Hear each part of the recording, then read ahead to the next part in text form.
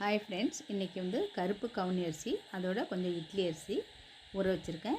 இதுக்கு கொஞ்சம் கம்பு ஊற வச்சுக்கிறோம். இது அளவில் நம்ம கூட்டி குறைச்சி எது வேணாலும் செஞ்சுக்கலாம்.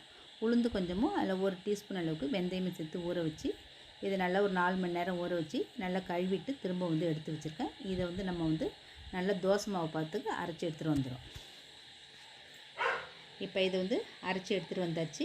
இப்போ இதில் கொஞ்சம் உப்பு போட்டு நல்லா கரைச்சி அது நல்லா கலக்கிட்டு நல்ல நைட் ஃபுல்லாக ஒரு 8 மணி நேரம் நீங்கள் புளிக்க வச்சுக்கலாம். இது ஆனால் சீக்கிரமாகவே புளிச்சிடும். ஒரு 6 மணி நேரத்துலேயும் உங்களுக்கு புளிச்சு நல்லா மேலே எழும்பி வந்துடும்.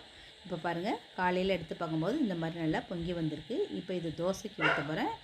அப்புறம் அது இல்லாமல் கொஞ்சம் அந்த குழிப்பணியாரம் செய்யும் பாருங்கள், அதுக்கும் நான் கொஞ்சம் மாவு இதிலே தான் நான் எடுத்துக்க போகிறேன். நான் இப்போ ஃபஸ்ட்டு நல்லா கொஞ்சம் தண்ணி விட்டு கரைச்சி தோசைக்கு மாவு எடுத்து வச்சுப்போம். எடுத்து வச்சுட்டு இதில் ஒரு தோசைக்கல் நல்லா சூடு பண்ணிவிட்டு ஒரு கரண்டி மாவு எடுத்து நல்லா கரைச்சி தோசை ஊற்றிக்கலாம். இப்போ குழிப்பணியாரத்துக்கு நம்ம இப்போ ரெடி பண்ணிவிடுவோம். இது மேலே கொஞ்சம் தோசை கொஞ்சம் எண்ணெய் விட்டுப்போம். நல்லா 2 டேபிள் ஸ்பூன் எண்ணெய் விட்டு இதில் கடுகு, கடலைப்பருப்பு நல்லா செவட்டும். அதோட சின்ன வெங்காயம் அரிஞ்சு வச்சுருக்கேன்.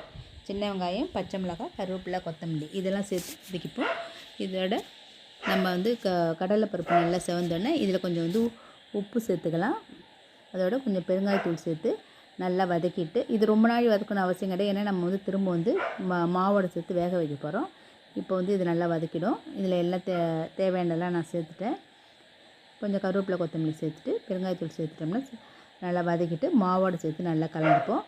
கலந்துட்டு குழிப்பணியார சட்டியில் நம்ம ஊற்றிக்கலாம். இது ரொம்ப ஹெல்த்தியானது. கருப்பு கவுனி அரிசி உடம்புக்கு ரொம்ப நல்லது. அதோட நான் கம்பு சேர்த்துருக்கேன். இந்த மாதிரி நீ காலை டிஃபன் மாற்றி மாற்றி செஞ்சுங்க. உடம்பு ரொம்ப ஹெல்த்தியாக இருக்கும்.